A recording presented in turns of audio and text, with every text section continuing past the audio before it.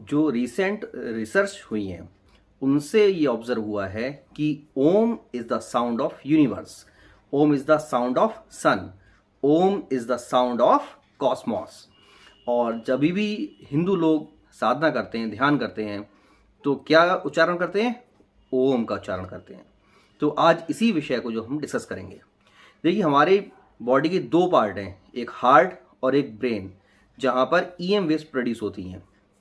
जो हमारा ब्रेन है उसमें न्यूरॉन्स होते हैं, न्यूरॉन्स के बीच में इलेक्ट्रिक पल्सेस होती हैं, जिसकी वजह से क्या डेवलप होते हैं? इलेक्ट्रोमैग्नेटिक वेव्स वहाँ पर डेवलप होती हैं।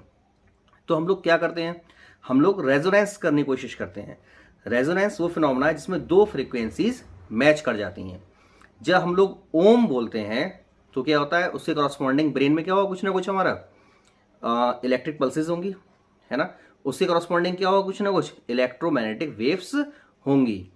तो एक तो वो है जो हम लोग प्रोड्यूस कर रहे हैं फ्रीक्वेंसी, और एक फ्रीक्वेंसी वो है जो कॉस्मॉस से आ रही है। अगर ये दोनों फ्रीक्वेंसीज मीन्स ये वाली फ्रीक्वेंसी और जो कॉस्मॉस से जो फ्रीक्वेंसी आ रही है वो दोनों फ्रीक्वेंसीज मैच कर जाएं तो क्या होगा? रेजोनेंस होगा। रेजोनेंस के करस्पॉन्डिंग कुछ ना कुछ बड़ा होता है। जैसे भूकंप जब आता है तो जो बड़ी बड़ी बिल्डिंग्स जो है डैमेज हो जाती हैं, गिर जाती हैं, कोलैप्स हो जाती हैं, किसकी वजह से होती हैं? वो रेजोनेंस की वजह से। अगर बॉडी की नेचुरल फ्रीक्वेंसी और जो सेस्मिक वेव्स वहाँ क्रिएट हो रही हैं उनकी फ्रीक्वेंसी अगर मैच कर जाए तो क्या होगा? वाइब्रेशंस का एम्पलीट्यूड बढ़ जाता है, जिसकी वजह से बड़ी बड़ी बिल्डिंग्स डैमेज हो जाती हैं। इसी तरह से जो LCR सीरीज सर्किट अगर आप उन्हें पढ़ा होगा तो LCR सीरीज सर्किट में रेजोनेंस के करस्पॉन्डिंग क्या होता है? मैक्सिमम करंट सर्किट ड्रॉ करता है। तो रेजोनेंस के करस्पॉन्डिंग कुछ ना कुछ क्या हो रहा है? बड़ा हो रहा है। अब हमारा ब्रेन जो है क्या, ये कॉम्प्लेक्स डिवाइस है ना। जो भी कुछ हो रहा है सब कुछ कहाँ से हो रहा है? यहीं पे हो रहा है। तो अगर रेजोनेंस का कोई इफेक्ट होगा तो कहाँ पर होगा? वो हमारे ब्रेन पे होगा। क्या इफेक्ट हो सकता है वो? कि हमारे ज़्यादा से ज़्यादा न्यूरॉन्स स्टिमुलेट हो जाए, दैट मीन्स हम ब्रेन का ज़्यादा पार्ट यूज़ करें, या फिर हम बोलेंगे कि हम लोग अपने कॉन्शियसनेस के एक अपर लेवल को अचीव कर लेंगे। तो क्या कर रहे हैं हम लोग? ओम बोलकर उच्चारण करके रेजोनेंस करने की कोशिश करते हैं, जिससे क्या होता है? हमारा रेजोनेंस के करस्पॉन्डिंग हमारा जो ब्रेन है वो एक अपर लेवल ऑफ कॉन्शियसनेस को अचीव कर लेता है, जिससे क्या होगा? हमारा उदाहरण से समझाता हूँ मैं आपको। इसे एक फिनोमेना रिमोट सेंसिंग, किसी भी जगह जाए बगैर उसके बारे में पता करना। जैसे हजारों साल पहले जो हमारे विद्वान थे उन्होंने बताया था कि 9 ग्रह हैं। अब कोई टेलीस्कोप यूज़ नहीं किया, कोई स्पेसक्राफ्ट नहीं, कोई सैटेलाइट नहीं, कुछ नहीं, फिर भी क्या बताया उन्होंने? कि 9 ग्रह हैं, 9 प्लैनेट्स हैं, जो कि बात सही थी, है ना। तो वो कैसे बताया? वही कॉस्मॉस से सब कुछ आ रहा है, रेज आ रही हैं, वेव्स आ रहे हैं, रेडिएशंस आ रहे हैं। यहाँ पर उन्होंने करस्पॉन्डिंग क्या किया? रेजोनेंस किया। रेजोनेंस किया तो क्या हुआ? एक बेटर क्या कहते हैं, रिलेशन जो है वो स्टेब्लिश हो गया। किस किस के बीच में? ब्रेन के बीच में और कॉस्मॉस के बीच में। तो सारी नॉलेज वहाँ से क्या हुई? अडॉप्ट कर ली। इस तरह से बताया, है ना। और आपको एग्जांपल देके मैं समझाता हूँ क्या होता है।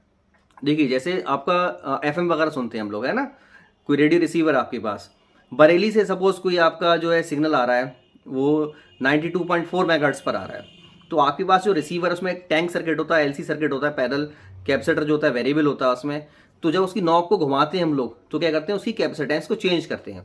कैपेसिटेंस चेंज करिए करते हैं हम लोग, उसमें जो फ्रीक्वेंसी आ रही है उसको हम रेजोनेंस करने की कोशिश करते हैं। फिर से भाई वहाँ से 92.4 मेगाहर्ट्ज पर आ रहा है ना। जो रिसीवर आपने वहाँ पर क्या प्रोड्यूस किया? 92.4 मेगाहर्ट्ज। दोनों फ्रीक्वेंसीज मैच कर जाएंगी तो क्या होगा? रेजोनेंस होगा। उस रेजोनेंस से करस्पॉन्डिंग मैक्सिमम करंट फ्लो होगी। तो जो आउटपुट आपको मिल रही है लाउड स्पीकर पे, वो क्या मिलेगी आपको? ब्राइट, शार्प, क्लियर एकदम आपको आएगी, है ना। लाउडर आवाज आएगी आपको। तो जो सिग्नल वहां से आ रहा था वो कैसा था? हमारा EM सिग्नल था हमारा। उसको यहाँ पर किसी में वो गाने आपके बजने लगेंगे रेजोनेंस करके। तो सेम टू सेम यही है कि वहां से सिग्नल आ रहा है, आपने रेजोनेंस किया, यहाँ पर क्या हुआ? उसका डिमोडुलेशन किया आपने, उसके करस्पॉन्डिंग क्या हुआ? जो भी आपका ऑडियो वीडियो सिग्नल था वो आपके माइंड में उसको क्या होगा? डिमोडुलेट कर लेगा। तो इस तरह से ये काम करता है। तो ओम की साउंड करने से क्या है? ओम का उच्चारण करने से क्या होता है कि हम एक रिलेशन एस्टेब्लिश करते हैं अपने और कॉस्मॉस के बीच में, जिससे कि रिमोट सेंसिंग पॉसिबल है। माइंड का या ब्रेन का जो एक अपर लेवल ऑफ कॉन्शियसनेस उसको अचीव किया जा सकता है। तो ये रीजन था ओम के उच्चारण का, है ना। अब कहते हैं कि जो भी हमें साधना करनी है या और भी कुछ ध्यान करना है तो किसी भी गुरु की देखरेख में करना चाहिए। ऐसा क्यों है? वो नेक्स्ट वीडियो में।